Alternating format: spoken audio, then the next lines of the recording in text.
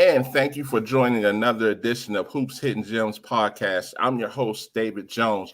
We want to thank everybody for another great edition that we have coming on tonight. Episode 13, total number 87. We're getting close to 100. Can you believe it? 4 years and almost at 100 podcasts. Man, thank you guys so much for, putting up with me for these 87 podcasts so far. We've had an array of guests, and tonight will be no different. We want to stick to a segment that I hold true to my heart. We wanted to bring on some of the top players from around the country and just get to know them and talk about their story. And tonight's no different. I want to welcome Miss Harper Peterson from out in California, the Stanford signee 2024 ESPN number 87 in the country. How you doing today? I'm doing great. How are you? I'm doing good, and thank you for coming on the show. Harper, I talked to your mom as I followed you, your career over the last 2 years, and I thought it would be great for you to come on the show and just really talk about your journey from AAU to high school and how you got to this point at Stanford. So we'll jump right into it. So why Stanford? Yeah, Stanford was always a dream school since I was younger. I have a vision board up in my room since I made in 4th grade, and it has big, huge Stanford logo on it. So it's been the goal. It's been the dream.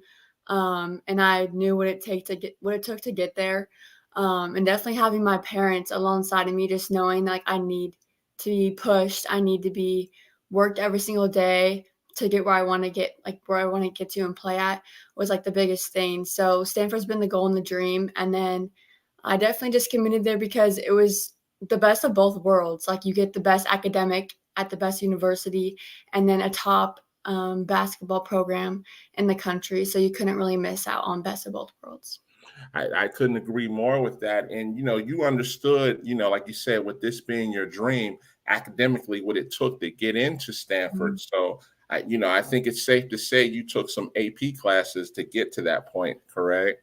Yes, I took AP Spanish and AP US History my junior year, and then senior year I took AP Psychology and AP Government, which are all of them were super hard classes, and I also had honors classes loaded onto all of that.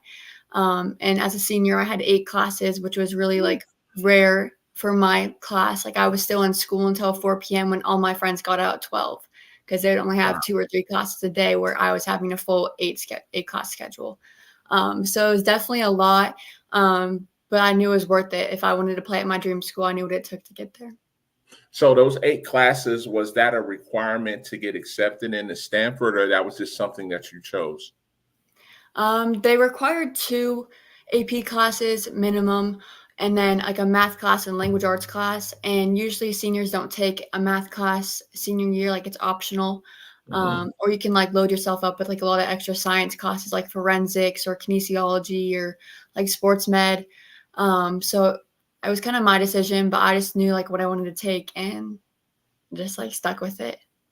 Understood. Now, with that rigorous academic schedule, how did you fit your training schedule in along with that? Yeah, so I would get up in the morning around 5:30, 5:15. And I would either have training in the morning on some days. So usually Monday, Wednesday, Friday, I would have training at 6 in the morning and then go to school right after. And then we have a weights class during school with our team and the boys basketball team. And then after school, I'd have practice and more training. And then I would get into Shoot 360, which is a local shooting gym around here at night. And then on Tuesday and Thursdays, or it's flip-flopped, I would go to 6 a.m. weights and conditioning with my weights and conditioning coaches at Lead Performance, which is just a bunch of local athletes that are all going to either D1, D2, D3, NAI, that just come and work together. And we just focus on the basics of jumping, speed, agility, gaining weight, all of that. So I kind of just flip those back and forth every day throughout the weeks. Okay. And so let me ask you this, as you said Stanford was your dream school. Mm-hmm. Did you ever go to their elite camp in maybe your sophomore or junior year? No, I didn't attend any of the elite camps. Okay. I first wanted to go to Stanford for soccer. Wow. Okay. It wasn't even for basketball until fifth or sixth grade, but it wasn't until eighth grade when I started taking basketball more seriously and like decided that I wanted to play in college for basketball instead of soccer. Okay, okay, and let's go right into it. One of the big things I know that really helped you was, you playing on the grassroots circuit. And what Mhm. team did you play for? I played for Jason Kidd Select all 4 years. And as we know, Jason Kidd Select does an outstanding job of Mhm. placing their players, whether it be Division 1, Division 2, Division 3. They place them on all levels. But you guys were a high profile team, so Mhm. with Jason Kidd Select doing that, it made it a lot easier for Stanford to see you at some of those high level events. Would you agree? Oh yeah, definitely. Like going all around the country all summer, and like all 4 years playing at top events against top recruits, having top recruits on my team all 4 years, was definitely an experience, and I wouldn't want any other way. I couldn't agree more. And now, even, I like to kind of just jump into the head of the thought process of, some of the top athletes. Did you go to like any of the All American camps at all? Yeah, I went to the Wooten camp Would for 3 years, hmm and then I did Brandon Clay's camps. I did the Leadus Earn camps. Um, oh, there was one more in Kentucky that I went to. Uh, oh, I'm blanking the name, but they're all like meeting a lot of great talent, and just like a bunch hmm of people that stood out this year and the year before in college athletics too. And so when Stanford offered you, they offered you in your junior or senior year. When did you get that offer from Stanford? Last June. Last June. Okay. And when you got that offer, was it okay, this is where I'm going, or were you going to entertain some more? Or was this is my dream school? We could stop recruitment right now. Yeah, I was still like I still had my top 5 and I was still set on that. Stanford was always in the top 5, but I was still looking at other schools, interested in other schools, still connecting with other schools. Because I feel like once I started the recruiting process, like I couldn't really have like a dream school. Like I couldn't just be like so stuck on one school because if it didn't actually come through or if I didn't get the offer, I couldn't be like so stuck on that or like upset that I didn't get that school. So I was kind of just open minded going through my recruiting process for 4 years, and just finding like things I like about different schools and like figuring everything out. Now, here's a question that I always like to ask athletes this. At some point, basketball is going to be over. What do Mhm. you see yourself doing once basketball is over? I hope coaching like at the college level. I hope like once I retire, I come back and coach at a college because I just want to stay involved with basketball. It's like girls basketball is on the rise, and I just want to be a part of it for as long as I can. Okay. And what type of advice would you have for some of the younger prospects? Because the one thing I always pay attention to while I'm out on the circuit, a lot of the younger generation, they really look up to you guys, and they pay attention to you on social media. What would be your advice, as they start this from seventh and eighth grade on through high school? What would be their advice to them? Yeah, I think the biggest advice I could give is it gets really chaotic. You'll have a bunch of the top schools sitting at your high school practices, setting out your trainings, texting your coaches, your family. Everything gets so like big and bright. And like to really just focus on who you are and your morals and what you were raised, and your values, and just staying like true to yourself and like don't get so caught up in all the bright lights and everything, because it can get taken away instantly. It can go away really quickly. So I think just like staying true to yourself, working hard, even when the lights like aren't on, that's like when it matters the most. Because when the lights are on, it shows how much work you put in. I think another big thing is just like surround yourself with a great village of people that are there for you, and are going to be continued to like be a part of your journey and want to be a part of your journey, for the rest of your life. One of the things I did like, and you didn't even know this, when I saw you guys play, the one thing I really admired about your team, it was more like a family atmosphere. I Mhm. mean, because you guys were loaded with talent, but you all were so supportive of each other. And, a lot of times players don't understand how important that is when you see that, that type of atmosphere, because, quite honestly, when you get to college, you may not play right away, or you may not be quote unquote the star. So, a lot of coaches pay attention to how you are as a teammate, how you cheer for your teammates, how supportive you are. I thought it was fantastic to see you guys like from 1 through 10, basically, that were really supportive. And, can you touch on that a little bit?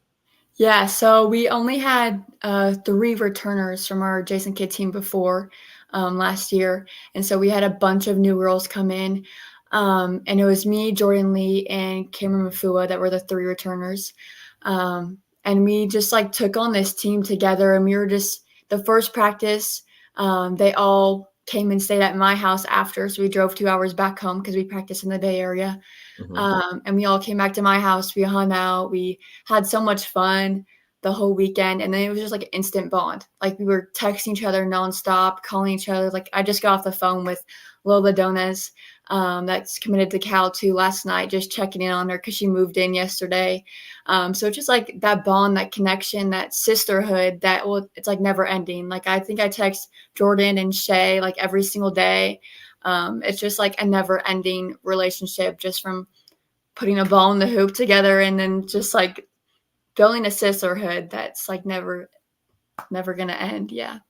I agree with you more because when we ran the AAU program, one of the things we always paid attention to is once the basketball was over, especially when you go to events all over the country and you play 2 or 3 games and then you have the evening to yourself.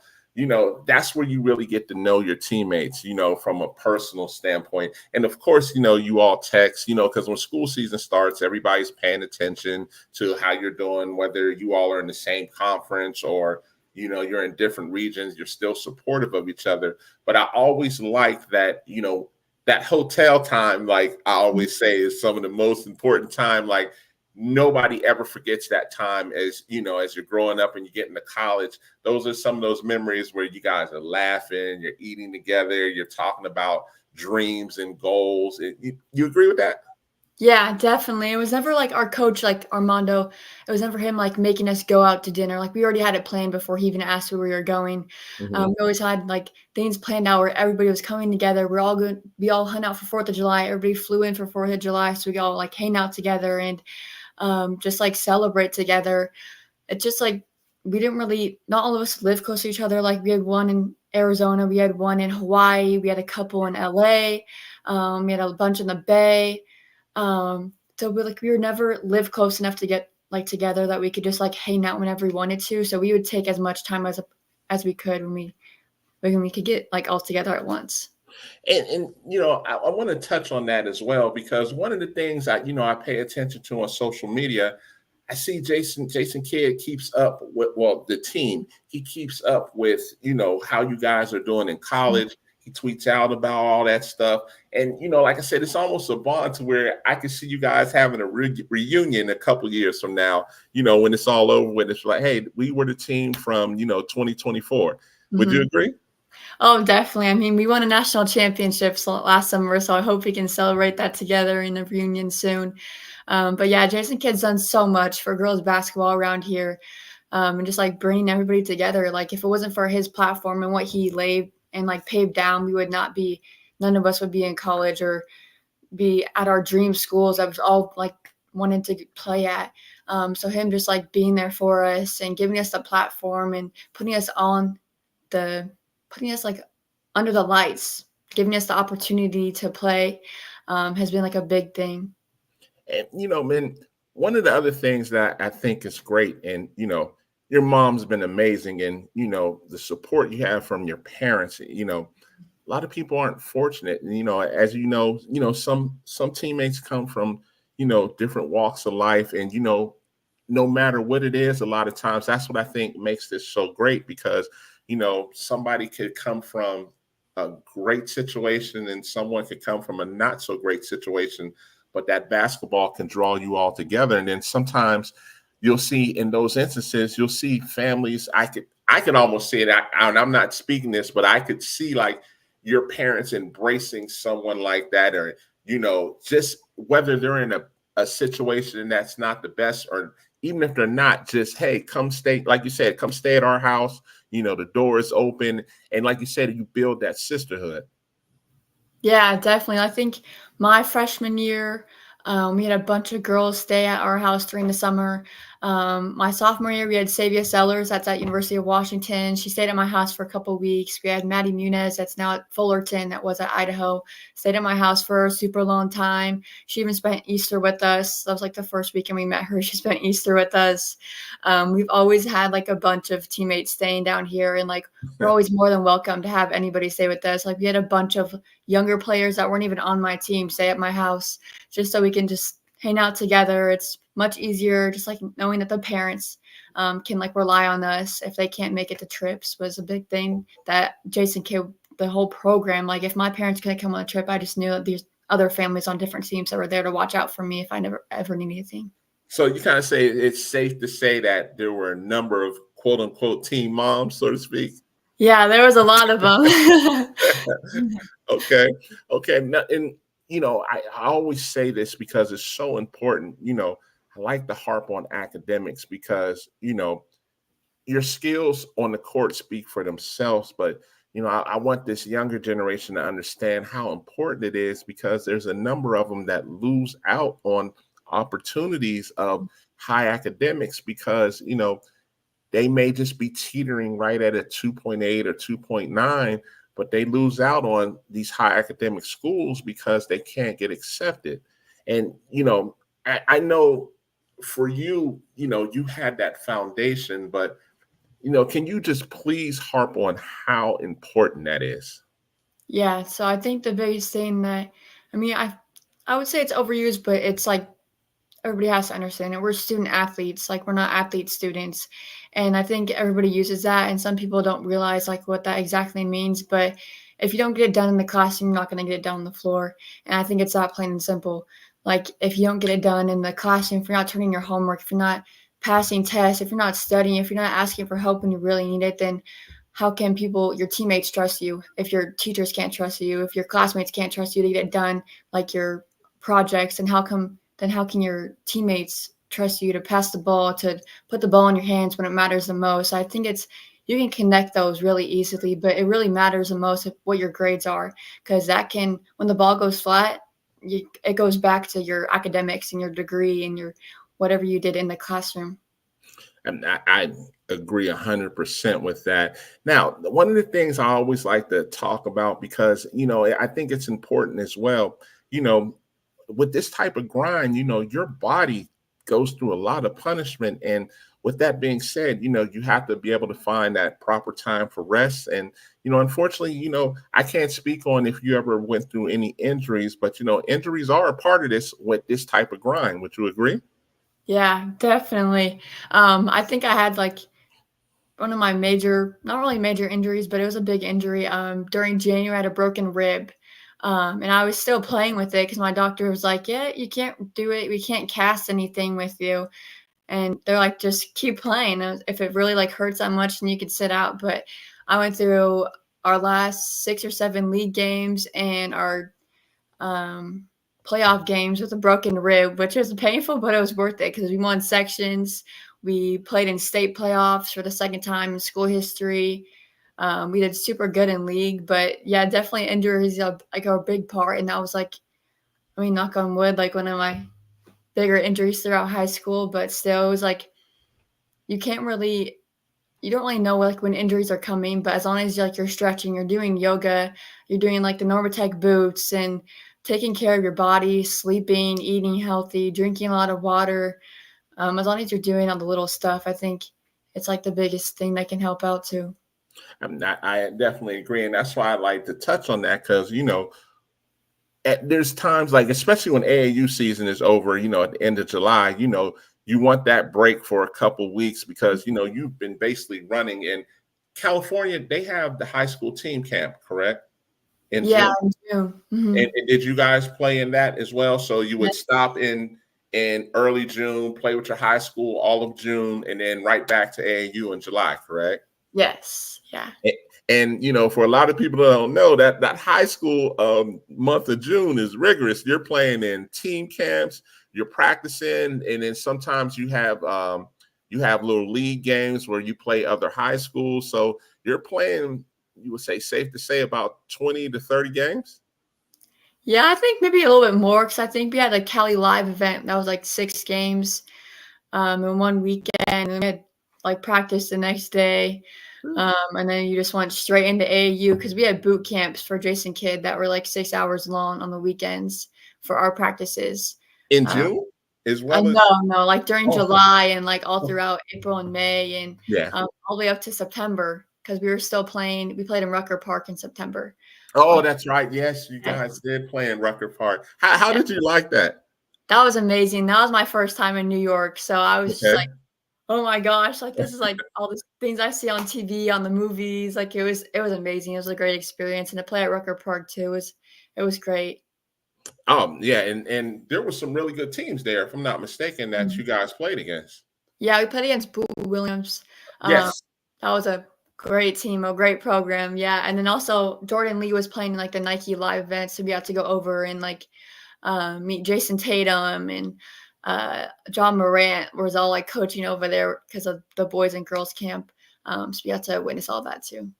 Man, so boy, by the time September came, man, you and it's almost time, I would assume. Do you guys, your high school, did it have a fall league in September, October as well? October, yeah.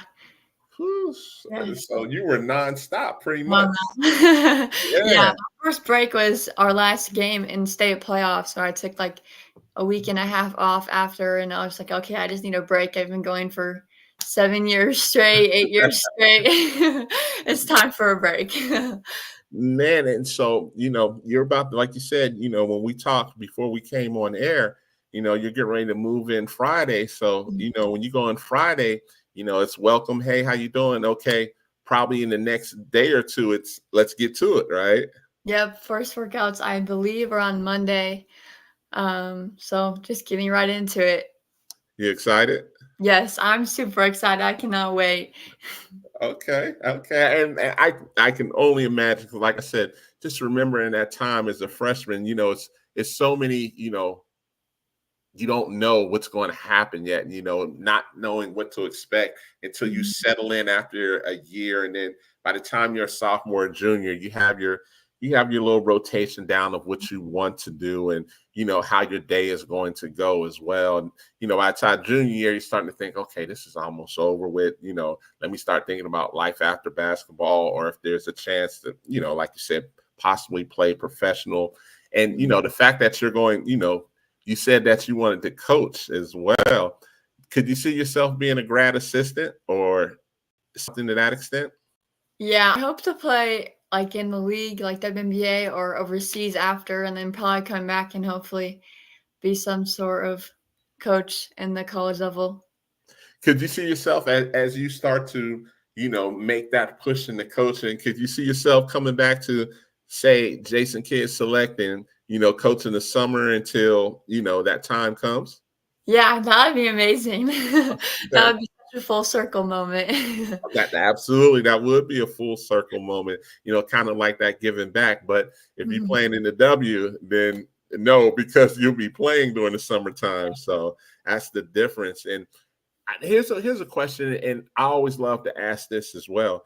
Does Stanford are they going anywhere overseas, kind of like on those trips? Yeah, we're going to Italy in August. Wow. Yeah. Okay. Okay. Are you ready for that? I'm super excited. I've never been out of the country before, so I just got my passport a couple months ago. So Okay. I'm excited. I can't wait. I can only imagine that's going to be huge right there. Mhm. Playing in Italy, and I'm assuming you're playing the club teams over there, correct? I believe so. I'm not really sure on all the details of that, but I know we have a couple of games. I think 3 or 4 that we're playing over there. Now, as we get closer to winding this up, you know, I look at this, and I've seen your path over the past 2.5 years or so, and you know, you've reached pretty much the epitome of playing Power Five basketball. How do you feel you can improve and add value to Stanford in that freshman year? Yeah, I think definitely losing Cameron and Kiki leaves like a little bit of a gap. I feel like I could fill of like my length and bring like a stretch four, shooting stretch four, like back into the system for them since they've lost those two. I know we have Brooke and Kennedy Ume coming in. But I feel like I don't know, I just like being my length and being a stretch forward, it's gonna be a lot difficult for defenses to guard us. Because I feel like I'm just coming in like another Cameron for the next 4 years. Now, here's the interesting thing, and I hate even bringing this up. Unfortunately, goodbye to the Pac-12 and on to your new league. What do you think about going to the new league this year? I'm so excited to play in the ACC. I feel like the league is such a great league to be a part of, and such a great competition and great schools that are definitely going to be a challenge. Going to learn a lot, going to hit a lot of diversity, but I know our team can do it, and I mean I'm not even there yet, so but I just know that we can do it if we keep working together, if we stay connected, play as a family, just bring our values at Stanford and who we are as a program into that league. I feel like we could do a lot in that league. And the thing that's the thing I love about the ACC and them expanding like this. Mhm. I'm in Atlanta, so I'm actually going to get a chance to see you. So you coming to Georgia Tech, and hopefully, I don't know if they're going to play home and home, because I don't know how they're going to break up the schedule yet. For the West Coast teams, but whenever you do come to Atlanta over these next 4 years, I'll be right there on the baseline up. Yeah, that'd be amazing. And it'll be my first time actually seeing Stanford in person. I've seen UCLA, I've seen USC, but I've never seen Stanford in person. And to me, that's one of the teams. That's one of my checkoffs there, to actually see Stanford play in person. I would love to have seen the Hall of Fame coach, but she retired. But you all are in great hands, because I mean, it's not even like a big move. The associate head coach moved up to the next chair, basically, and you all probably won't miss a beat. Yeah, Coach Kate Pay is amazing. She's been there for 10 years. I mean, learning from the best too. So we're in great hands. I'm super excited to get going with her in her first year. And yeah, I can't wait. Listen, congratulations. I'm so happy for you and your family. I've watched over the last 2 years, and when I spoke to your mom, I mean, she was just so welcoming. And when this opportunity came up, she was just like, "Oh, I'm sure she'd love to do it." And thank you so much for coming on the show.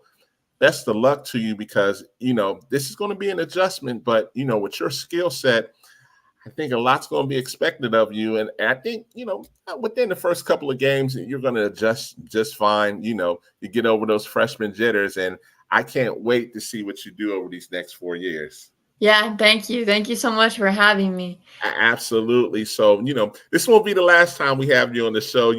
I want to see in a year or 2 or 3, be like, hey, we got a friend of the show coming back on, talking about your last 3 years or how things are going. But I can't wait to see you when you come to Atlanta, and best of luck to you, Harper. Okay. Yeah, thank you. See you in Atlanta. Okay. You take care. Okay. Thank you. Listen, that's Harper Peterson. Listen, that family is amazing. I love what they do and how supportive they are of her. And that's kind of like the blueprint. I see a lot of amazing families when I go on this AAU circuit and see the support and the dedication and the sacrifice that they give. To see their kids move on to the next level. And Harper's family is no different, and I'm sure she's going to do just fine at Stanford. Listen, we got another guest, and I'm excited to bring him on, because I'm so big on different levels. Yes, Division I is great, Division II is great, Division III is great, and I look at it, and I talk JUCO, but a lot of times people don't understand JUCO. So I always want to make it a point to bring on JUCO coaches so we can talk and people can understand the importance of how JUCO can help you get to the next level, whether it's Division I, Division II, Division III, or NAI. So my next guest, definitely happy to have him, Coach LaShawn Hammond. How you doing today? Hey, man, I'm doing good. How's everything, man? Oh, man, I'm good, man. Thank you for coming on the show, man. And, we just wanted to talk some more about your program. And, man, just jump right into it, man. Tell us about your program. I'll let you go ahead and get it, Um, I've been at Penn State Wilkes-Barre University for the last 9 years, but 8 because of COVID.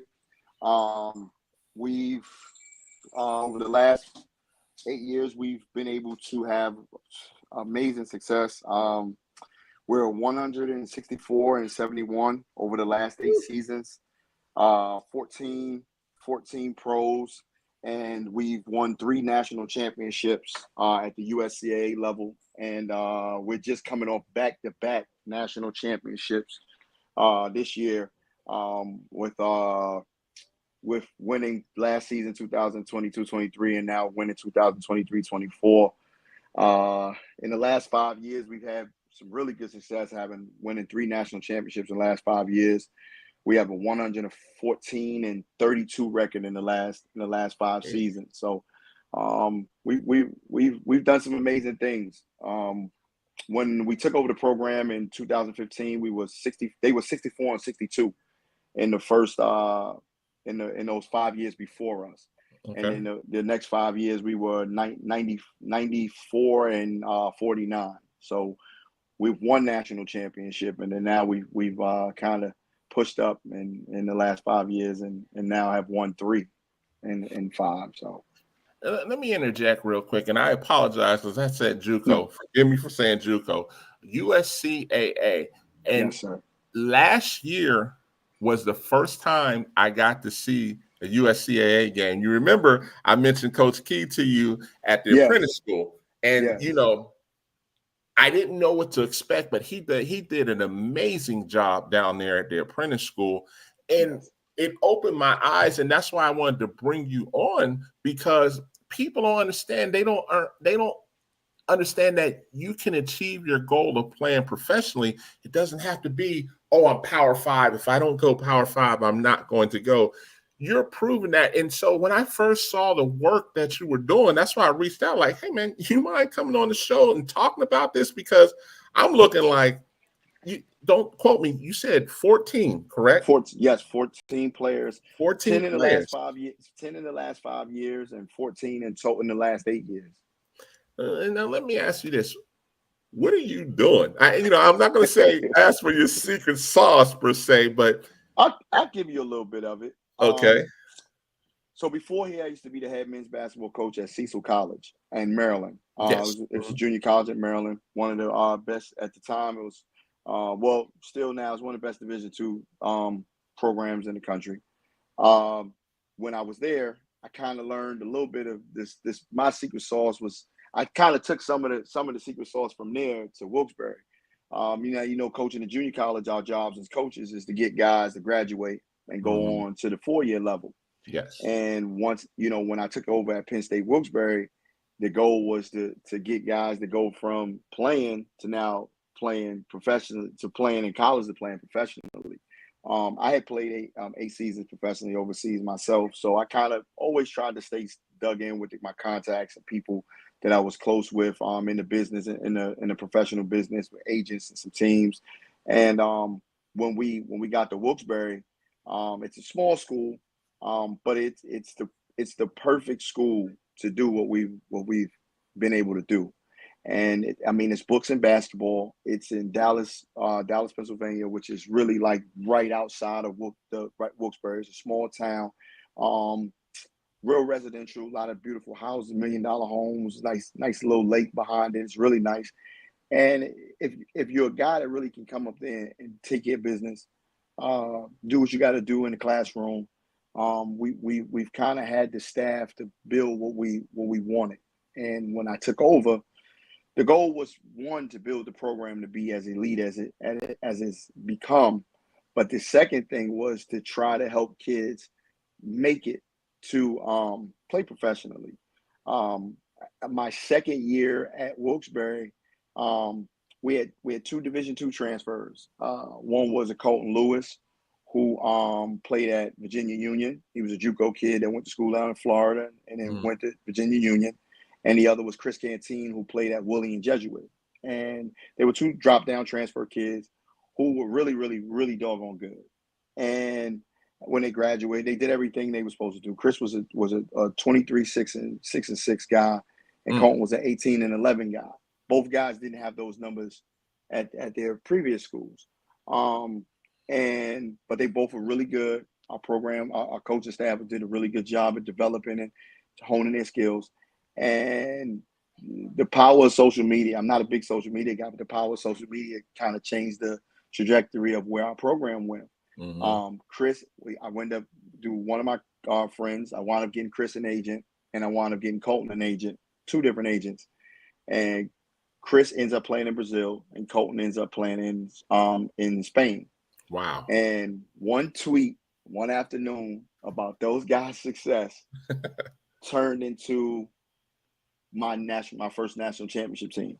We started to get kids that were Division I junior college guys, NAIA transfers. We started getting all these big time players to come in, and we just took off. And some of those guys, you know, my tweet, it's been almost 10 years, but I said something to the extent of small college guys can be pros too. And you know, and obviously, you know, 2015 and 2016, 17, the narrative was you got to go Division I, you got to go high major, and we've just proven that small college guys can do it. I you know, my motto is we're the best small college in college basketball, and we've pretty much given our guys that we've created this place for these guys to come that are overlooked. You know, maybe they went to a Division II or NAIA where they just didn't get the opportunity to showcase their skills.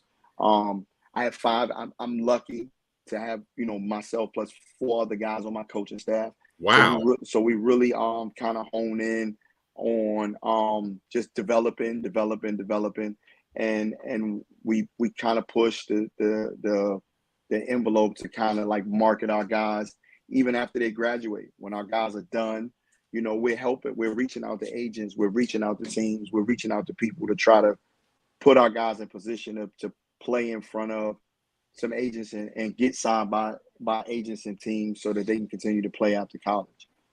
Now, we're going to come back to that in one moment, but there's one thing I definitely want to touch. I'm from Pittsburgh, so I know all about Wilkes-Barre. Even though I live in Atlanta, I know about the area. Now, what people don't understand, that's a branch campus of Penn State. Yes, it is. And people don't understand that Penn State degree. Campus. Yeah, it's a small branch campus, but it's still a Penn State degree is what people need to understand. Yes. So it's books and basketball. Yes, exactly. Our degree does not say Wilkes-Barre. It only says Penn State University. Correct. So the kids is, unless a student athlete tells, you know, someone that they graduated from a branch campus, no employer will ever know that they did not get the main campus experience. Exactly. So, you know, I wanted to mention that because, you know, I didn't want everybody just to lock in. I mean, you do an incredible job. And from listening to what you're saying, I'm like, oh my gosh, man. And, you know, it's so big, you know, having that type of degree to go with that type of experience. And to be honest, to be in that Wilkes-Barre setting, it's low key. It's not a lot going on. So you can focus, you know, it's not a party town per se. No, it's, Wilkes-Barre has some colleges. You got Kings, you got Misericordia, you got Wilkes, you got some schools. Mm-hmm. But, you know, we kind of vet a lot of our guys that we bring in. You know, I tell guys, if you're looking to party, you're looking to go somewhere where you're looking to have a good time, then it's not the school for you, because it's not a lot of that. It's a small college. We probably got 600-700 students. You probably got like 200 students that actually live physically on campus. It's more of a commuter school feel. And all of my players live on campus, and it's really, you know, from morning to night, it's really about just books and basketball.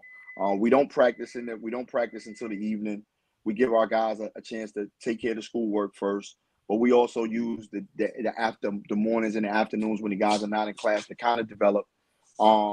We have a coaching staff we really push developing and getting better. You know, individually, we want our players to get better on a day-to-day basis. So collectively, as a team, we're a lot better, you know, every day in and day out. It's a place where, yes, every student athlete is going to graduate with a very prestigious degree. It's one of the top 100 degrees in the country. But you also, the guys that come here that want to be great, this is the place to be great. This is the place that you have everything at your disposal to be great. You have full access to the gym. You have access to your coaching staff. We're doing everything in our power on a day-to-day basis to make you a better player. So you know, it's not one of those places where, you know, if you really come in, and I'm not saying that I don't have a magic wand. I'm not a Disney character. I can't make every guy you know, a professional athlete. But if you're the 14 guys that have walked away from this program that are pros, that walked around because they were willing to separate themselves throughout that time that they were on that mountain, whether it was a year, 2 years, or 3 years, or 4 years, they came in with a business plan. And I think if you want to be a great player to play for us, championships is always going to be the thing.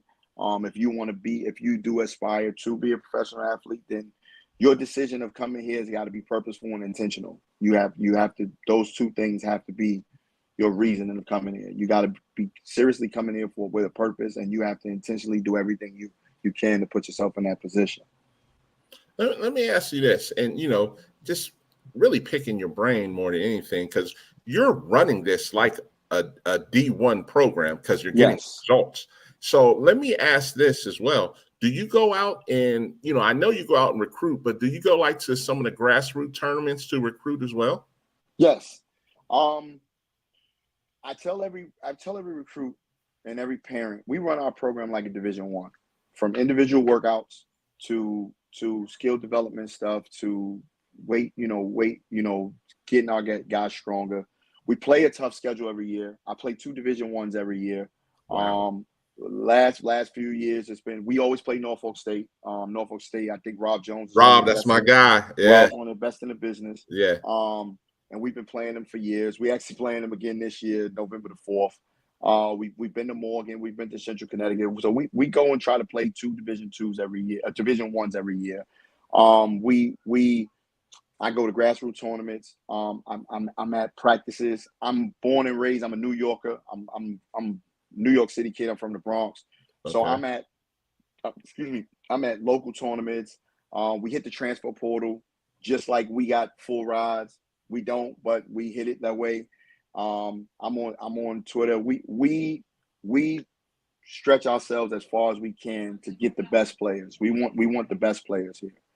I know you're a PA guy. I don't really have many PA guys on. Come on, man. Come on now. Let's go. You know what? I'm gonna turn this off, man. I'm gonna have to tell them, hey, listen, but in all seriousness, you know, I still go back and forth to Pittsburgh. I live in Atlanta now, but, you know, my son plays in Pittsburgh. He plays Division III basketball.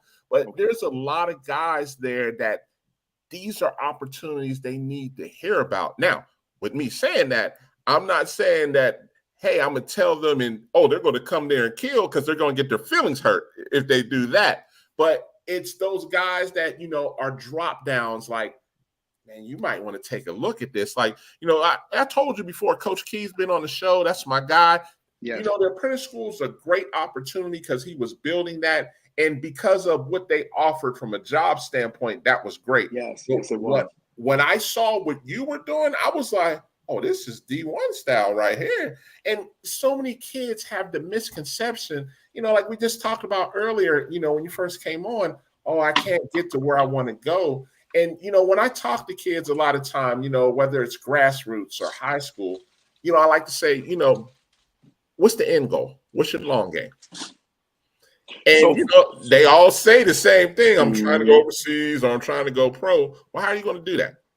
And, you know, they'll say, well, I don't know. You know, well, I need to go D1. And I'll be like, no, you don't. No. Well, being a former Division I player, I'll say this.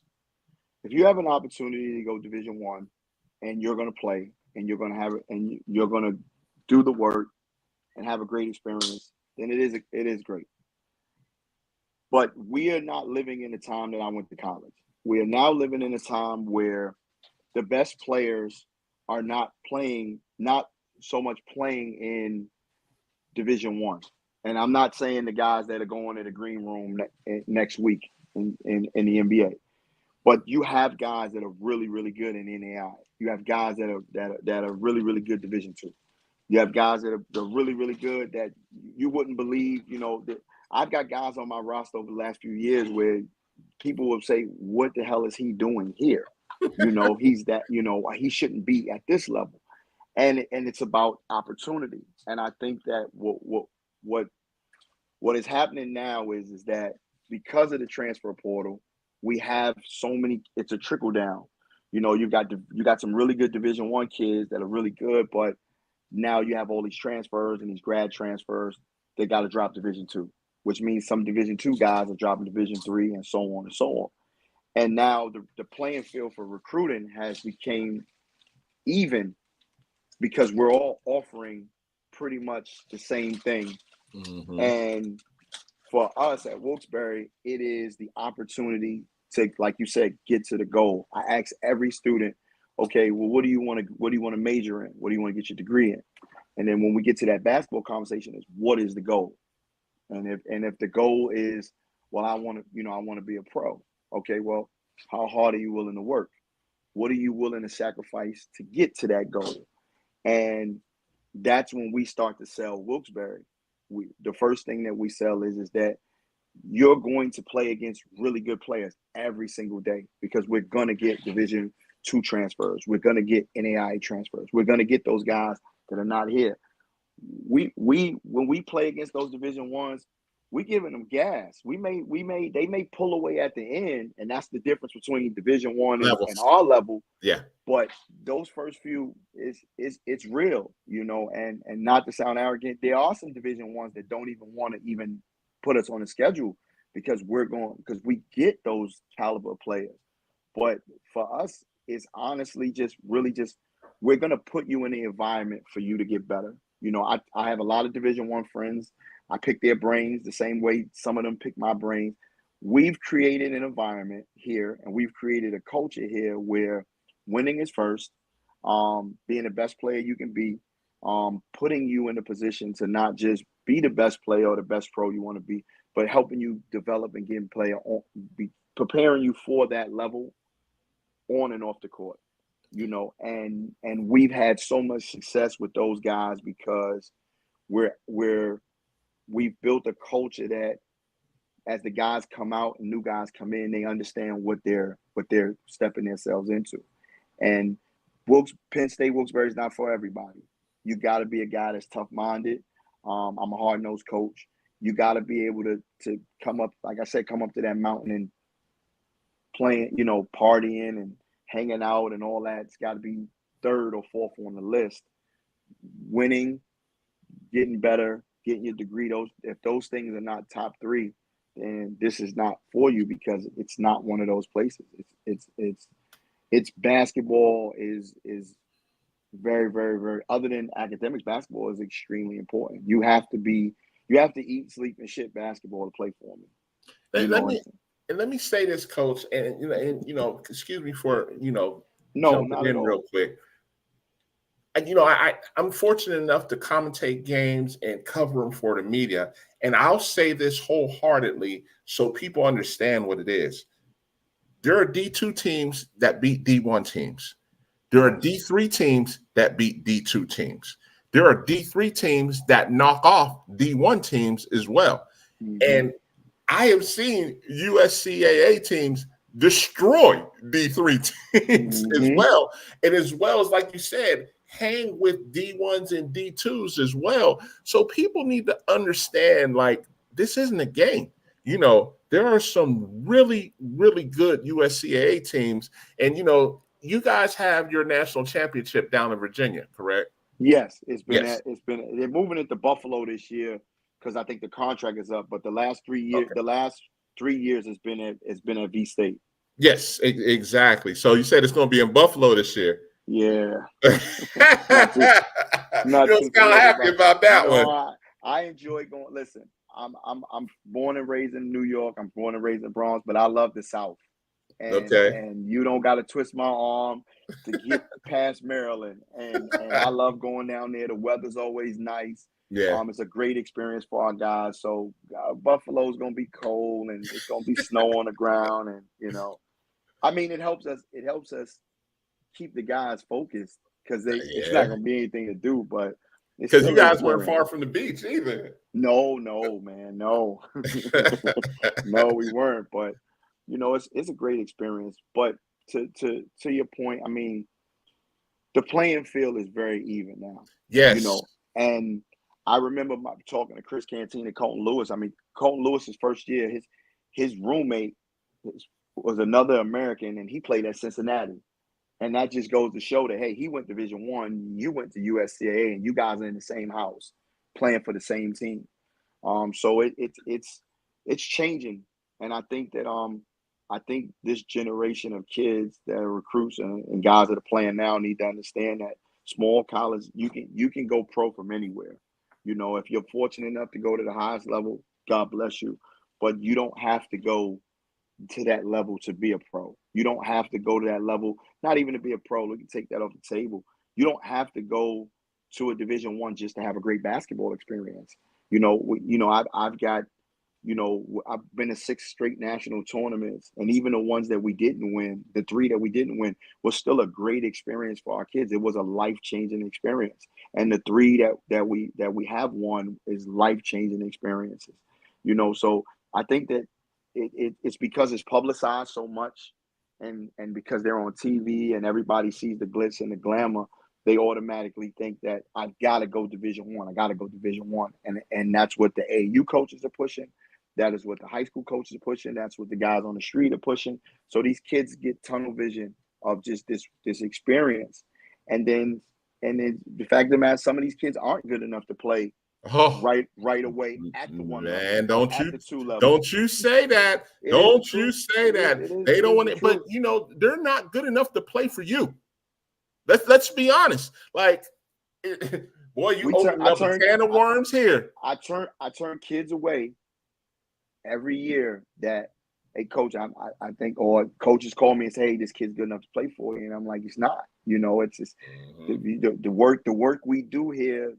It's not, it's not for everybody. Even my younger assistant coaches, they'll tell you it's not for everybody. You're going to be pushed to the max here, and you're going to be challenged every day, especially. And I'm one of those coaches where if you tell me you want to be the greatest player to ever play, I'm going to push you to be that. I'm going to hold you to your word of what you want out of this. We ask kids all the time, what's the goal? But I think that some of our kids that are transferring now, they're going to levels they're just not good enough. Whether it's physically, whether it's some of it's mental.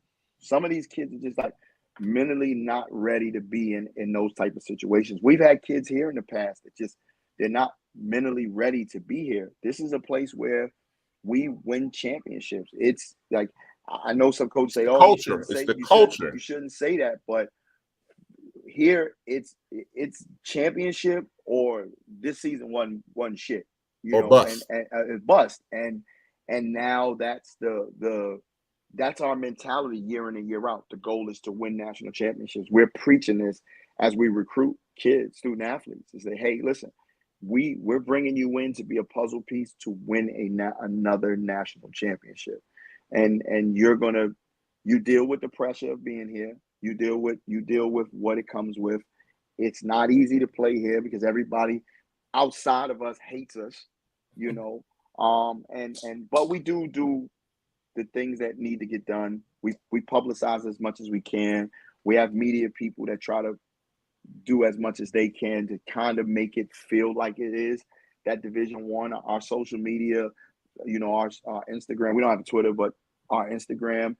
It looks like if you go to a Baylor website or Kentucky or somewhere, the sound bites, the mic'd up, and we're doing all of those things that those Division I's are doing to really give it that feel, that give it that look, that give it that oomph that these kids are looking for, in this era, Let me ask you this, Coach, and the day is coming where the portal is going to start to grab some of your kids. Yes, it's. You know that, right? Yeah, I know. It's happened.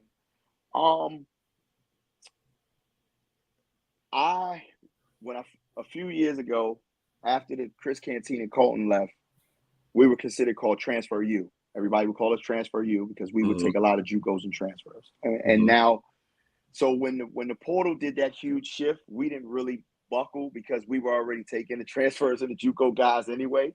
Well, We you were, were eating good, but yeah, the fact that what's going to happen is you're eating so good and you're grooming those guys, you're going to start to see some of them big boys come back around and be like, "Hey, thanks, we'll take him now." we'll take him now. Yes, Yeah. absolutely. I'm shocked that our main campus hasn't tried. Because I do think we got some guys that can be a rotation guy on those teams.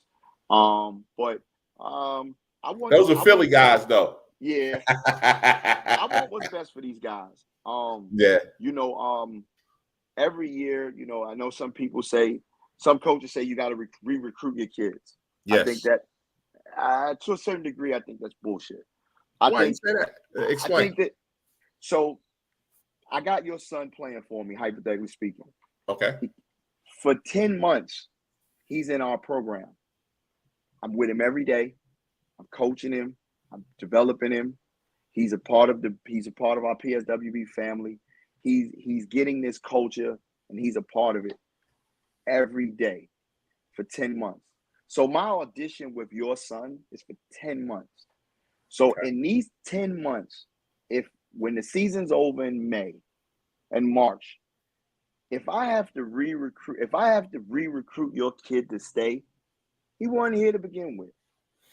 I don't think now there's different levels to it. Okay. It's Okay. different All right. levels. Now, if Okay. he wasn't out the rotation or a guy that was in and out, I may have to convince him to stay, where he maybe go somewhere where the grass might be a little greener. Okay. But if All you're right. a guy that's one of my starters, one of my All-Americans, you know what it is to be here. You know how important you are to us because we're pushing it every single day.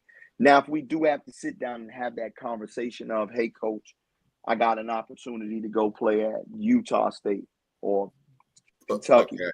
I'm going to tell my kid, hey, listen, I'd love to talk to the coach because once you're a part of my Penn State family, you're always family.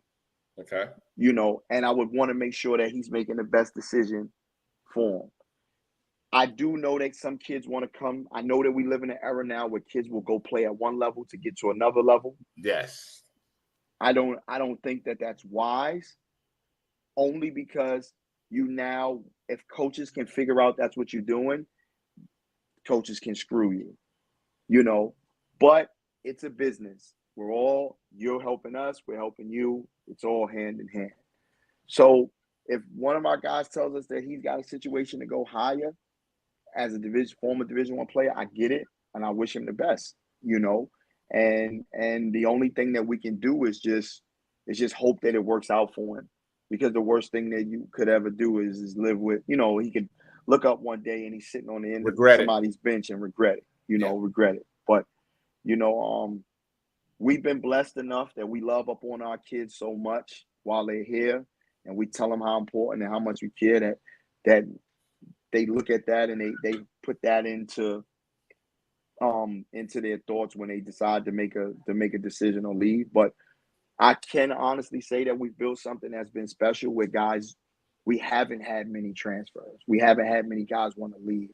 And if a guy wants to leave, it's because he wants more than we can provide for him. And I cannot be upset with them for doing that, because at the end of the day, some of the kids that are in our program now, they just wanted more from their situation. And that's how they ended up in our program to begin with. So it happens.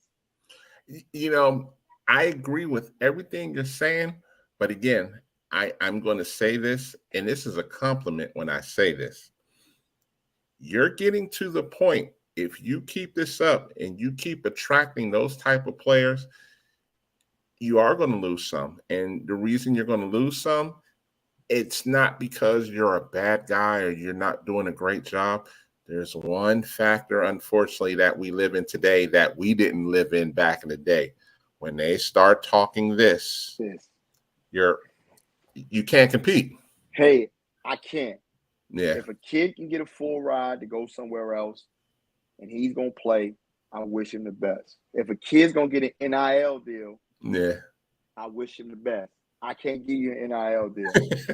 I don't have that power yet. I don't have that power to give anybody NIL. But I do know it's a springboard. Yeah. We know that.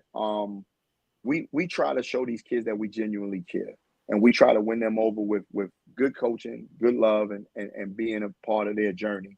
And some kids will sacrifice, maybe moving on to stay and be a part of it. If But they can see the long term if that they you can see the talked long about, term. yes. It is getting very ugly in college basketball, and it is becoming money driven.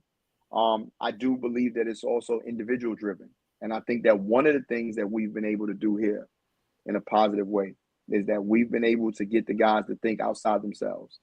One of the things that I tell the guys in our first team meeting is we need you to put your individual goals, put the team goals first, and play for the team and play for our success, the team's success. And then in March, when the season is over, then we'll work as a staff to put your individual success, and your individual goals to the test. And I think that's one of the reasons why we have had success. We've had, the last 3 years, we've had 5 guys averaging double figures, which is very, very rare, at the college level. And we've been able to do that because we've adapted a everybody eats mentality. You can do so much more when a kid is not focused on, I want to be a pro. I want to be a pro. Those kids that come in here and they, once you're here, you have no control over that. And I ask kids all the time, do you know any agents? No. Do you know any general managers? No. Do you know any teams overseas? No. So then you can't affect that part of your life anyway. So go out here and just worry about basketball, and we're going to worry about coaching you and make you a better player.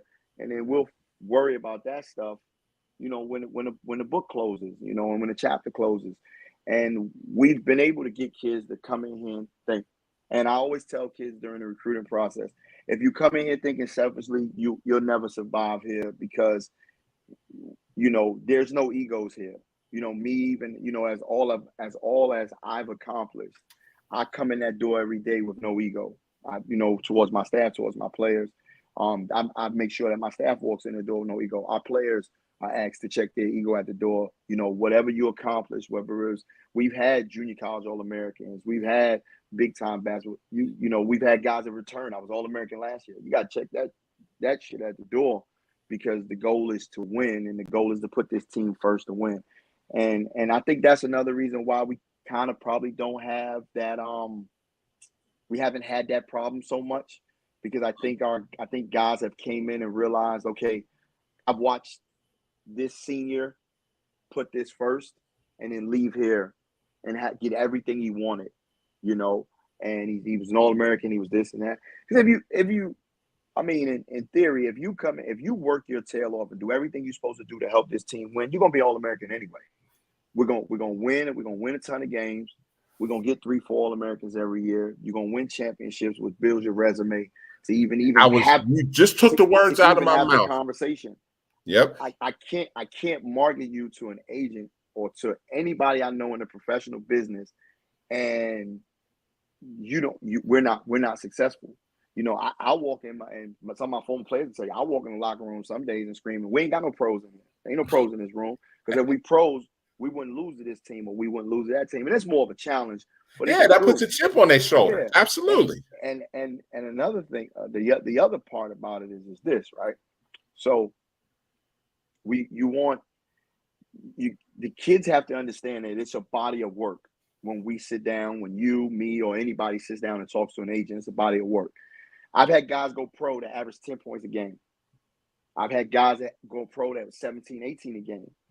When you start talking to agents, they're looking at those things. They're looking at how good a guy is, but they're looking at the small things.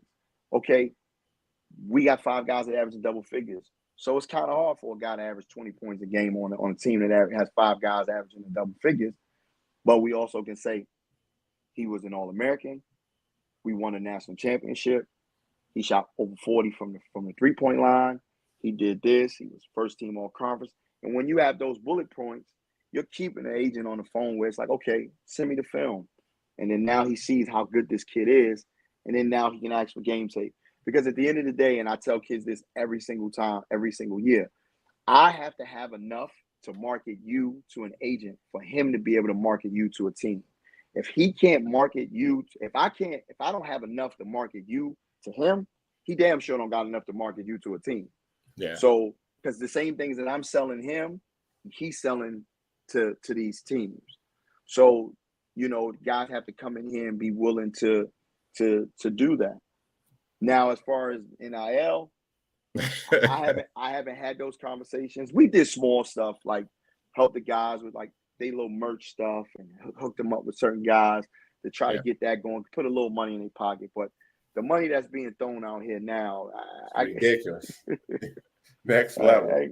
That's next level. Yeah. And I think us small guys got to watch. Our small colleges got to watch out because our kids are definitely going to start getting pooched. I wouldn't be surprised if an MVP at our level gets pulled. We're starting to see it with NAIA kids because the NAIAs and D2 All-Americans are now getting Division I scholarships because they're getting NAIA money. So I can see the NAIA schools start to come down our level and say, hey, come play for us because look, this kid left and went here. And we sell it. Hey, you should come play. I'd say it to some D2 kids. Hey, you can stay there. How many pros they got in the last 10 years? How many championships they got? So you really think you're going to go somewhere from there and we doing what they can't do? So it's interesting. It's interesting. And then the other thing, we're all selling the same stuff. But that said something as you're trying to get, your guys over to, the professional ranks. One of the biggest things, if you have guys, that are already averaging double figures, multiple guys, you have to find a way to add value as a professional and be a pro at your level. Yeah. I always say that. You always got to find to be a pro at your role, whether it's rebounding, playing defense, whatever it is, whether you're the floor general, whether, you're the spot up shooter, you're the 3-and-D guy, you have to find your niche, so to speak, because when you get to the pros, most of those guys are really advanced, you know what I'm saying? So they can do a number of things, but you have to find something to excel at to keep you on the floor. And you that's got to dominate your level for sure. Yes. You got to dominate your level, and it's every guy we can even talk about the NBA. Every guy that's playing in the NBA right now does something exceptionally well. Extraordinary, yes. And even if, JJ Redick had a great college career. A lot of the kids that are watching him play now, watching him, they seen him run off screens and shoot jump shots. That's what he got paid to do. Yep. One of my wings that Anthony Picott that went pro last year, I used to tell him one time, corner threes get you paid. Corner threes get you paid. If you want to be a great basketball player, you got to come in every day, 250, 300 makes. And that's how you get paid. That's what he does exceptionally well. Do it every day. And that's how you're going to be able to get to where you want to go. And I think, I tell our bigs all the time, you got to rebound like they're not basketballs, they're $100 bills. Because if you want to be a pro, if you rebound that ball, like every time you get it, it's a $100 bill. Because at some point, if you do end up overseas, it is a $100 bill. The guy who's rebounding that damn ball gets the bonuses. He gets another contract, and he's valuable. And I think that, in the NBA, let's be realistic. There's 400, hypothetically speaking, 430 guys playing in the league. 35 guys may be superstars. 24, because there's an all-star game, right? 24 all-stars. We have about 10 that get snubbed every year. So we'll round it up. 35 guys are all-stars or superstars in the league. That means 299 guys are role players. There are more role players in the league than stars. So these kids need to stop focusing so much on the stars and finding what they can do in their role to become a better basketball player to help their team, because those are the guys that are getting paid. You know, Listen, I'll take the veterans minimum. absolutely. Listen, I'll sit at the end of the bench. I'll clap hands. I'll let you build your confidence and bust my tail every day in practice for veterans minimum. You're a millionaire. Let's start. You're a millionaire at the You're a veterans millionaire. minimum. You're a Especially millionaire. once you got 5 years in, that's automatic. And the guys who understand that early in their careers have long careers. And the guys who wrestle with it, they're out of the league and they're playing overseas. Let's go even further than that. If I'm thinking business wise, I want to get that veterans minimum, and my goal is to get 10 years so I can get that pension. I can get the pension. You know what it is. Yes, you know what it is. Yes, so you have to. Yes, you have to play and continue to be better, but you got to understand the business side of this as well. But that's the problem with the generation that's growing up right now. Like I said, everything is purposeful and intentional. And I think right now, the climate that we're living in is that these student athletes, and I blame them a little bit, but I blame us older guys who are around them. We are creating this false identity and this false, sense of narrative where you got to go to Division I. Oh, I'm from New York. I hate to shoot down where I'm from, but where I'm from, they make every kid believe that if you don't go Division I, you're a failure. It's failure. Yeah. And I think that that's so bad because there are so many great college players playing this game that are not Division I athletes. And when you looking at even tonight, you've got a guy on the Celtics who played 1 year of college basketball at the Division I level and had a great Division III career. Yes, he did. And then moved up. And now he's playing tonight potentially and going to win a championship. And his first contract took his money and paid off all his loans. There are levels. When I was growing up, when I was in college, it was Devin George. He was one Division III guy playing with. I'm a Laker fan, playing with the Lakers. It was very rare. It's right there for these kids now, and the narrative that we should be pushing to these kids is that you go somewhere where you're going to maximize your potential. You go no matter what level it is. You go where you want it, where you're being recruited, and that you go somewhere where you can be the best version of you to get where you got to go. And if you got to sneak in the back door, the side door, jump in through the window to get back to Division I, if that's where you want to go, then that's totally fine. But I don't think that when I was growing up, it was always talked about, the NBA is 1%. Only 1% plays in the NBA. It's 1%. We're not having those conversations with these kids anymore. We're not having, and the same guys that are saying, they're telling these kids they need to go Division I, when the kid falls at the Division I, they're nowhere to be found. Those people are nowhere to be found. Nowhere to be found. Nowhere to be found. But we live in the age now.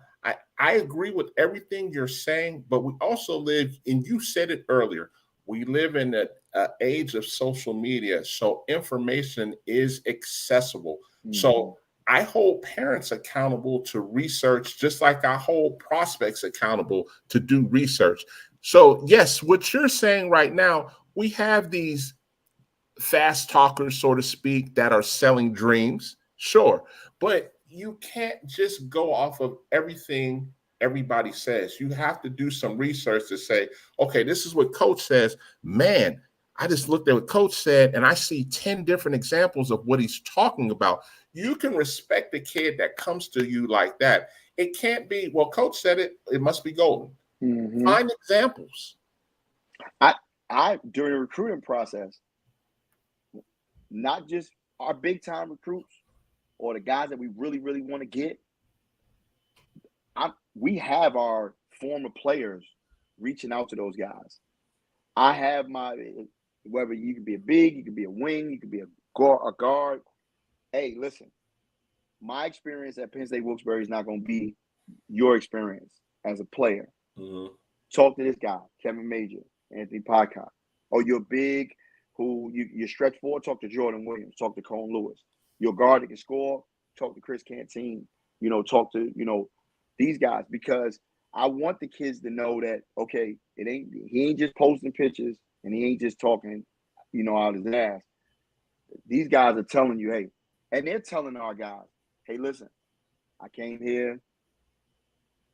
What he's saying is the truth, but you got to come in here and work your ass off. You got to come in here and take this serious. I ate, sleep, and shit basketball when I was there because I wanted to make it. You know, we get those kids. Now, I got 14 success stories in 8 years. But we get kids that come here and say, you know, they'll look at that, they'll see it on Twitter, they'll see it on Instagram, they'll hear it through word of mouth, and it's like, man, I want to be a pro, so that's where I'm going to go. And they don't, and then they get here, and 2 months in the preseason conditioning or the work, They don't have what it takes. They realize this ain't it. Nah, this going to be harder than I thought. And they go from they still are good here, but it goes from I want to be a pro. I just want to get my degree and have a great basketball experience. But that's fine though. It's not a problem at all because not everybody's going to make it anyway. That's just what it is. So, but I treat the first man and the 13th man the same. You're going to still get the same basketball experience. You're going to get gear. We're going to go on trips. We're going to have a good time. You're going to leave college saying, you know what? I didn't go Division I, but I had a great experience. I tell our guys before I leave that locker room, when we play those 2 or 3 Division I games every year, this is your night to live that dream that you might have not been able to get. This is that night to be a Division I player. From if we're gonna play a Division I on Thursday, from Tuesday on, you're gonna live like a Division I. We do scouting reports on anybody, so we do it at Division I style anyway. We do scouting reports. Digital and visual ones and paper ones as well. I'm old school. But you're going to do the pregame meal. You're going to do the stay in the hotel. You're going to do the shoot around at the arena. You're going to play the game in front of 5,000-10,000 people. So we're doing that anyway. So we tell our guys, enjoy this moment. Let's go out here and try to get this win, but let's enjoy this moment. And we try to give our kids that experience. But we've had kids that come in and say, man, I thought I wanted to be a pro, but I didn't know I had to work this hard, you know, and you know, we tell guys, well, you know, it's not for everybody, but you still gonna have a great experience here. We still gonna win some rings. We still gonna have some success. And I do think that it's a lot of pressure for these kids now because, like you said, social media, the impact of it only looks cool if it's Division I. Mm-hmm. It only looks cool. You know, I can only post if it's Division I. And we've kind of, Mr. David, we've kind of posted, we've kind of created that here. We do the commitment announcements. We do the dress rehearsal where these kids come in and put the uniform on and take all these pictures. You know, like I said, we live stream all of our games. We do interviews. We mic players up some games, big games, certain games. We do little videos. You know, we've had 2 major 2 photography companies that come in carry Vision One and foreign productions. They come in and they do big things with our program. So we'll do media days and we'll do, you know, we do all of that cool stuff to give those kids that same experience. Yeah, our Instagram is probably not as cute as Kentucky or South Carolina, but if you look at it, you see those same things because we're watching, you know, like I said, NIL, I can't give you certain things, but there's certain things that these programs are doing that we know we can give you. I follow everybody, you know, so I say, oh, well, South Carolina did that and they did a all access practice. We got to do that. And we've done it. Oh, you know, these players are this guy's hurt, but he's sitting on the bench tonight. We got to mic him up. You know, we do the mic. So we've done those things. We do those things where, like I said, we're the best college in small college, in my opinion. And I know some people can debate. You know, I'm from New York. I'm a Jay-Z fan. Men lie, women lie. Our numbers don't.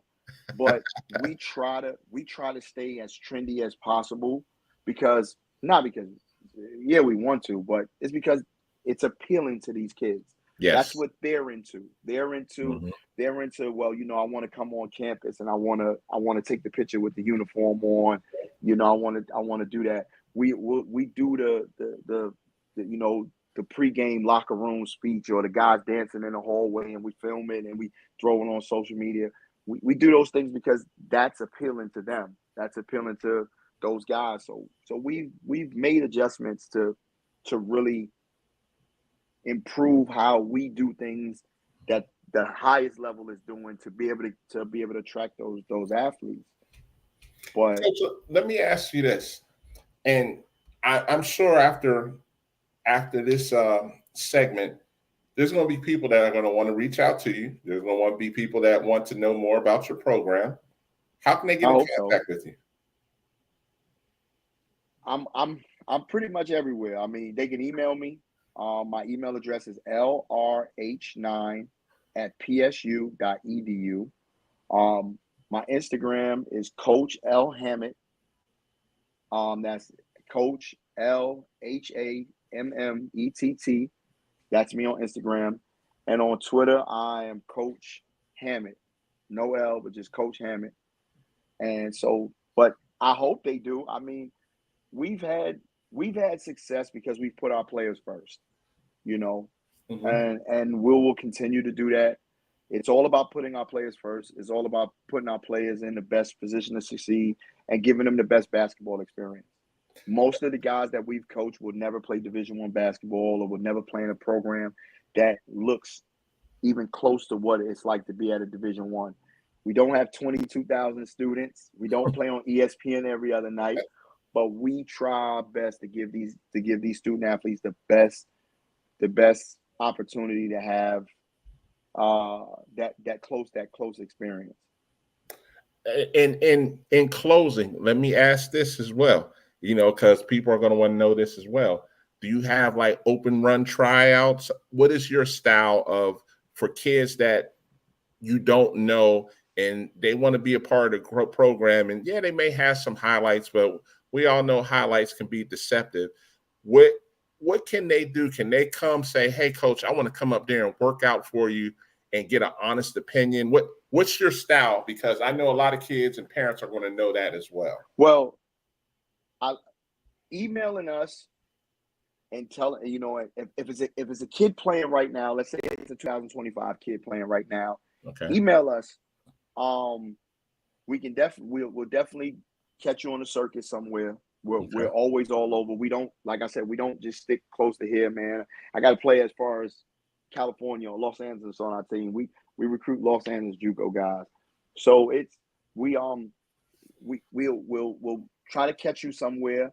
Sometimes it's in this business, I might not be at that gym, but one of my boys is out in Arizona recruiting, and it's like, hey, can you check this kid out? He's weighing 225 today. Mm-hmm. We'll usually bring a guy on campus for a workout as a kind of last resort. Okay. But I love highlight tapes. Do you want full game along with highlights? Let me ask that. I was about to say that, yes. Okay. I'm 43 years old, and I can go out in the park in New York and make a highlight tape and make it look like I still got it. But we love highlight tapes. We'll watch highlight tapes. We always tell kids, send us 2 of your best games. Gotcha. Send us 2 of your best games. We'll watch them. I got 2 eyes, and I got 4 other guys. So you got 10 eyes to watch these games. We'll pass these games around like it's a 90s mixtape, and we will watch it, and if you are a kid that we think is a solid piece to our championship program or our championship team, then we want the next step would be get you on campus, show you around, work you out, maybe depending on if our guys on campus do an open gym and kind of go from there. I'm a research guy, so my father taught me to measure 10 times and cut once, not cut measure once and measure once, cut 10 times. So for me, I'm gonna make the calls. And it's this coaching, this coaching family. We are as one big fraternity. I'm not cocky or arrogant. I will pick up the kid being in Florida. I'm gonna try to find somebody that know about your character, know how hard you work. I know the difference between hearing somebody tell me everything they want to hear just to sell a kid versus the truth. Versus actually the truth. Yeah, the yes. truth. So, after a while, if he's a good kid, he work hard. We know after a while, like, yeah, he's just saying what he thinks I want to hear. But that's some car salesman. That's some car salesman. So we film junkies. I mean, my assistant coaches, Mike Riddle,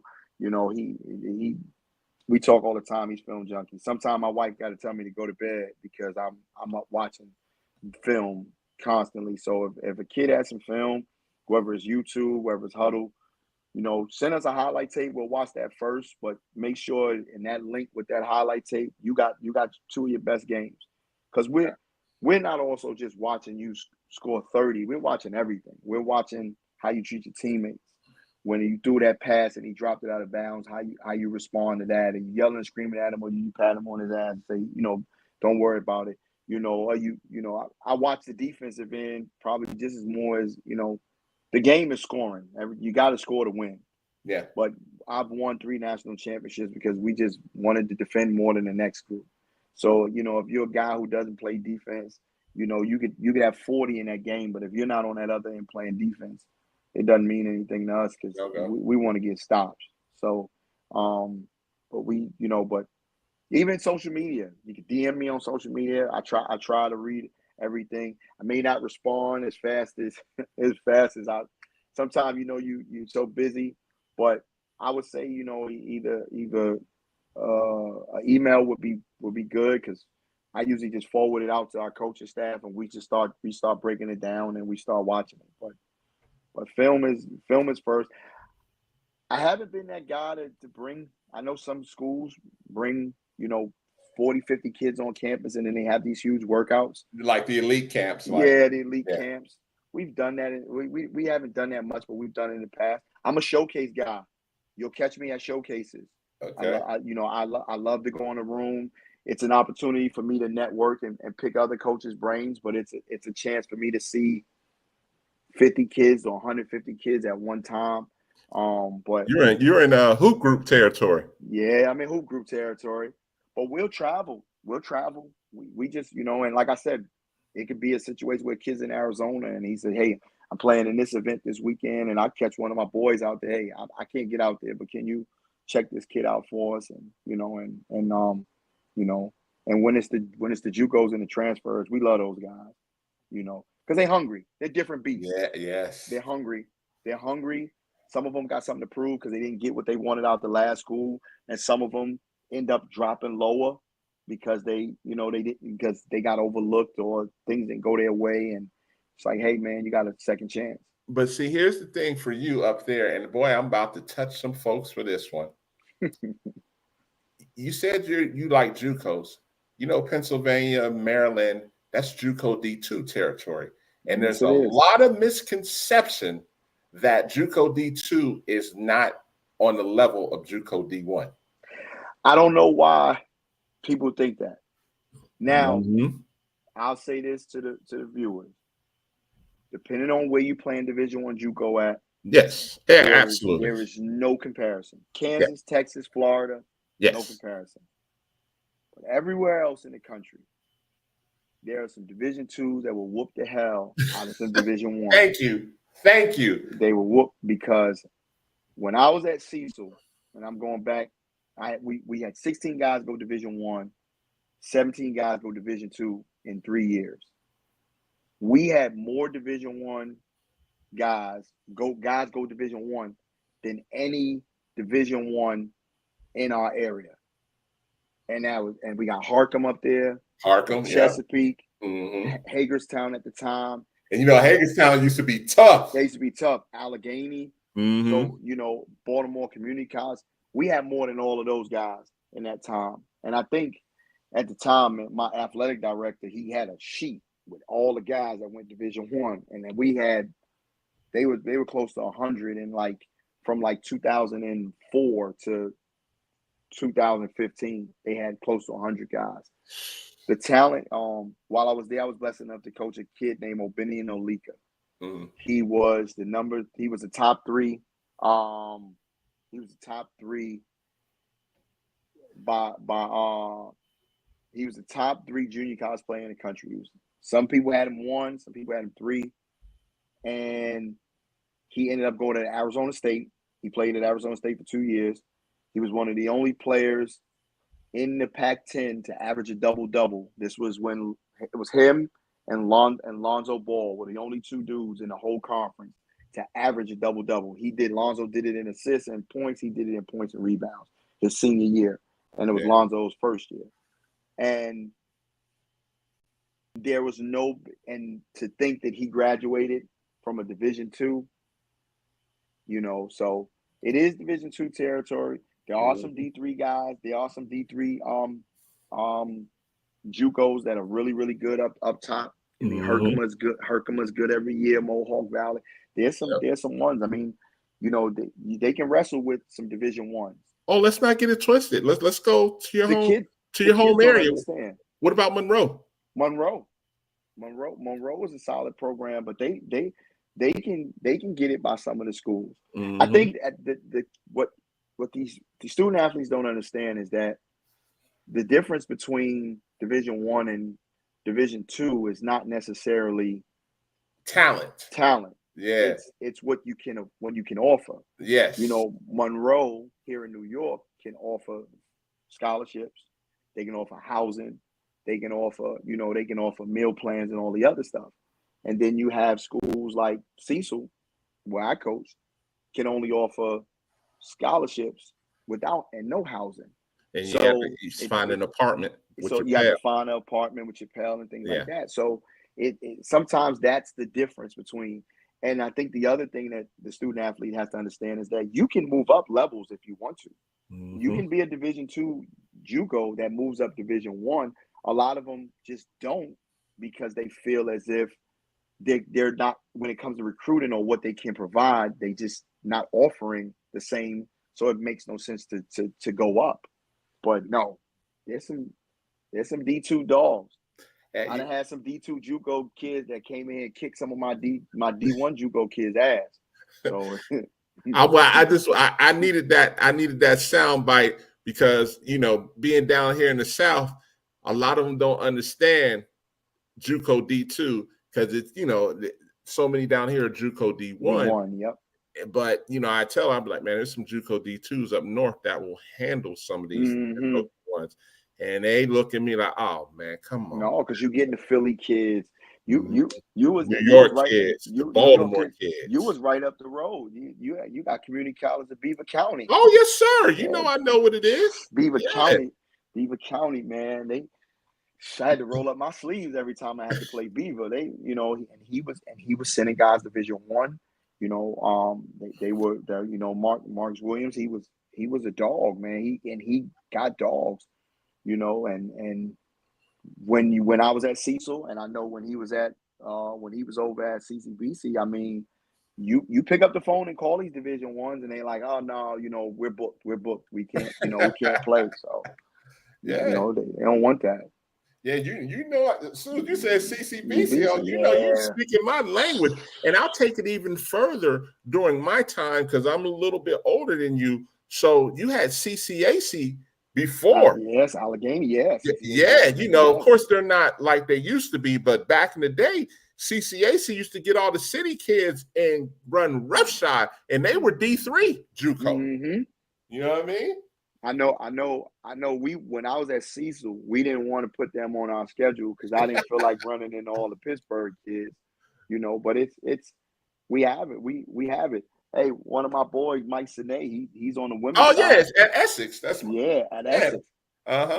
He got every East Coast Division I running from him, because he had Faith Blackstone. That was the D2 player of the year. Come on, man! I know my history. Don't play with me. I know. So these kids, they just, but like you said, again, it's them not having enough information. Yeah, exactly. And them not just really understanding that it's out there, but these kids take what's right there on the surface. I talk to students all the time, say, oh, I'm in the USCA, and they're like, oh yeah, I'll get back to you. And it's like, and then 5 or 6 tweets go out whether somebody's giving us some praise or somebody's giving us some respect, and then a kid's like, "Hey, coach, I'm still interested. I'm interested. I want to talk to you." And it's like, "Hey, listen, like I tell recruits all the time, do not think that you're better than a level until you know more about that level. Or don't Because think you're going to wait on them. That's the oh other no, thing. That's what I'm listen, saying. You got to keep it pushing. I tell players all the time, the same way you guys are weighing options as You players, are as well. we are weighing options as coaches. Mm-hmm. And we're going to commit to the guys that commit to us. And we're going to commit to the guys that we think can give us the best opportunity to have success and the best opportunity, and us be able to help them be in the and put them in the best opportunity to be successful. Mm-hmm. So if you think that you're going to wait around for John Calipari to knock on your door and say you got it, we'll leave. We'll be gone by then. I've had kids double back later on in the summer, later on in the recruiting process, and say, "Hey, coach, listen, I you would know love what to it take is. it now." And I say, "Hey, August 1st is your time. Mm-hmm. August 1st is your time. When it's starting to get down to D-Day and they don't have nothing, coach, hey, how you doing, coach? Yep. And look, it's starting to come earlier now that the transfer portal. Yeah, because of the portal. It's starting to be July 14th. I always joke with my coaching staff and say, you get your best players late.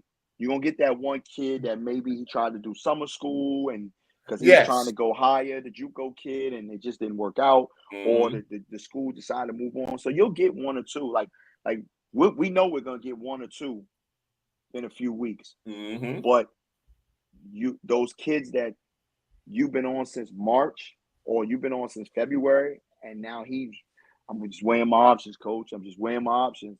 He's the guy that calls you July 30th, and he's trying to figure out what to do. And it's like, because his mom is on his back. Mom is on his back, got to go to school. And you hear her in the background on the phone, and it's like, "Hey, man, I can't do nothing for you." And,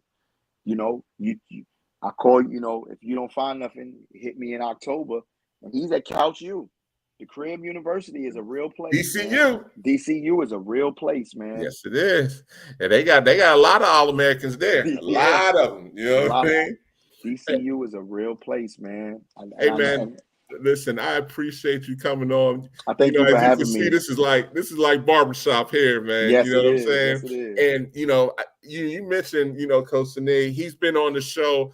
A lot of these coaches, from Harcum has been on the show, all of that, man. So, it's been one of those things where, people got to understand, man, this is what we do, man. This is what we do. And this is, for me, I use my platform for education, man, because, I want people to understand what this is, man. It's so important for people to understand, to see what this is, man. This isn't a game. Girls or boys, I'm big on both sides, man. And that's why I bring you on the show. So people be like, CAA, you know what I'm saying? No, man, you better understand what this is. I'm going to put you to task, though, before I let you go. At some point, all y'all got to get together and do a TBT team, man. You know what's funny? My players had mentioned it a few years ago. They were joking and they said, "We need to put a team in it." And I was like, my father was on my staff as one of my assistants. Mm-hmm. He was with me at Wilkes-Barre. He was with me at Cecil and with me at Wilkes-Barre. And he passed away in 2020. And a few of my players was like, we need to do something. We need to go play somewhere.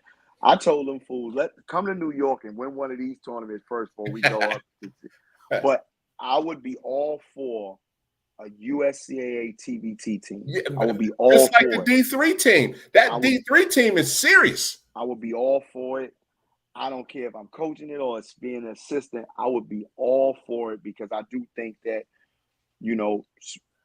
I'm constantly saying small college guys can be pros, small college guys can play. And we've had some guys. We've had some guys. Coach Carey is, now at FAMU, and he was a USCAA guy. Washington Adventist was in the USCAA. Yeah. And they beat Dell State a few years ago. They beat some Division ones. So we it's getting better. and I thank you for having me. You guys are creating anytime we can speak on our program is beautiful. And I think we're we're really trying to educate these kids, because I think there's so many student athletes out here that just really don't understand how good every level of basketball in college is, and we've had so much success because we don't recruit our level. You can't. You lose. If it was the first thing I said to one of my boys. He coaches prep school, and his name's Camille Dillard, and we talk all the time. And I said to him, the reason why we've had so much success at Wilkes-Barre is because we don't get kids that are USCAA good.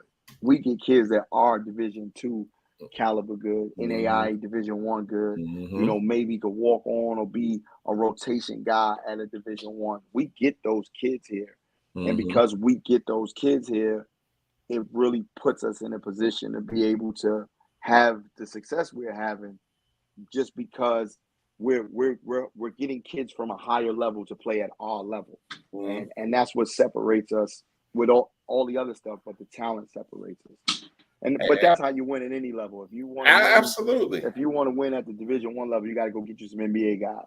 You got if you're at the Division II level, you got to get some Division I guys. Same thing with Division III. You got to get those guys. So, but I would love it. I thank you for having me. It allows us to tell our story. Yes, and that's what this is about. Don't know the success we've had. I mean, I'm not a big tweeter. I might tweet once or twice a week, if that. My friends say I should do it more. I should talk my junk a little bit more, but. We've had so much success, man. Your work speaks for itself, man. You don't need to talk. Your work is speaking, man. It does. You know what I'm 3 saying? National championships in 5 years, man. I was just talking to my associate head coach, Ray Harris, and he called me the other day and I said, we got a chance to three-peat. Like, this is going to be tough. We got it, but we got a chance to do it. And then he calls me and he said, man, when we three-peat, he said, Coach, when we three-peat, we have 4 national championships in 6 years. And I'm like, I'm still in awe that we had 3. I'm still in awe that we won back to back. But people don't understand how hard it is to get there on any level. Oh no, it's hard. Exactly. I had a friend. I won't say his name, but I had a friend that told me it must be easy. And I said, man, if you knew how hard it was, how many sleepless nights. How many nights, how frustrating it gets to get there. But it's hard. It's hard, but we've been blessed. We've been blessed to have I'm blessed to have a great coaching staff. I've been blessed to have some great players. I've been blessed to have a great AD in Scott Mana. I've been blessed to have a great support system on campus. From admissions and Leslie Livingstone to just my support from my family and my wife, my family, who sacrifice a lot for me to be who I am, and my coaching staff's family sacrifice a lot for them to be who they are. As far as even the kids, the parents sacrifice so much to help these kids get to their dream and support them of being here, whether it's physically or financially. So, we all sacrifice so much. So I'm blessed to say to be in a position, in 2019 and winning the first one, you hope to get back there, but you just never know. And to be able to get back there twice and win, I still can't put this third one into words. Maybe that's why I don't tweet so much. You don't want to jinx yourself. Yeah. Listen, brother, man, thank you so much for coming on and sharing your story, man. Like, man, this platform's always open for you. Man, at some point, like I said, Coach Sanier going to be on my head because I was supposed to get up there to the Jamboree last year, but I was in Chicago at another JUCO Jamboree. So I got to get him this year before he get on my head this year. Nah, definitely. We got it. We'll pass. We got to cross, whether it's the Final Four, whether it's one time in Atlanta recruiting. Definitely, absolutely, man. Anytime you're in Atlanta, let me know. I'm in Pittsburgh. I'm at Pitt Jam Fest. I'm at a number of the hoop group stuff. I'm all over, man. So I'm at EYBL. I'm at Adidas. whatever you there or whatever you close, just hit me and be like, hey man, you close? So I'll be like, yeah, man, I'm down the street. That sounds good, man. Sounds good. Thank you for having me. No Thank you problem, for allowing man. us to talk Listen, about our platform. definitely, this won't be the last time you on the show, man. When you on the show, man, you consider family after this, man. I appreciate that, man. Hey, Appreciate man, that. you take care, man. We're going to talk soon, okay? Thank you, man. Absolutely, Talk man. to you soon. My man. Listen, folks, I tell people all the time, as you can see, this is like being in the barbershop and we talking, and sometimes we can get a little carried away. But, man, you know, I had to let the man get his stuff off because, you know, so many people don't know about USCAA, man. And I'll be the first to tell you, I saw it live and direct with Coach Key last year with the apprentice school and what they were doing. And he's on that level, if not higher, you know, because they out there running folks out the gym. And I was like, oh, man, what's this USCAA? Like, I felt like a lot of other people that didn't know about USCAA, and it's another avenue. And what he's doing, he's running it like a D1. Like, for you guys that don't understand, stop thinking D1 or bust, or if you don't go at least D2, you know, you're considered a failure, because there's NAIs that go pro, there's D3s that go pro, there's USCAA that go pro. And like, people just have to understand that, you know, you have to find the right fit for you and what makes the most sense. And that's why I'm going to continue to bring people on. Like, I had Harper on, and, you know, but thank you so much, Harper, for coming on to the show, because, okay, that's an elite athlete right there. But I want y'all to understand what it takes to get there. And it's not no walk in the park. Like, you have to be dedicated. You have to have a strong support system to get there. But I'm also going to bring in guys that were D2 and now are playing professional, and we're going to talk their journey. We're going to talk top 100 players' journeys. We're going to talk D3 players. Like, I can't wait to bring on one guy that he's going to be a D3 All-American, but he had to go through it at D2 and, you know, not working out. And then now he's a pre-med student, and he's going to take it to the next level where he has 1 year of D3, and he's probably going to be a preseason D3. I want people to understand that there's a fit for everybody out here, and you just have to find your right fit. That's going to do it for tonight, man. Thank you guys for tuning in for an hour and 45-minute segment show. You know, thank you for, man, the number of people that are still tuned in. I appreciate you all. Man, we're getting so close to episode number 100. And when I say that is going to be the show of shows in September, just wait and see. Mark my words. But next week is going to be another great action-packed show as usual. And we'll see you guys next week. I'm your host, David Jones. Good night.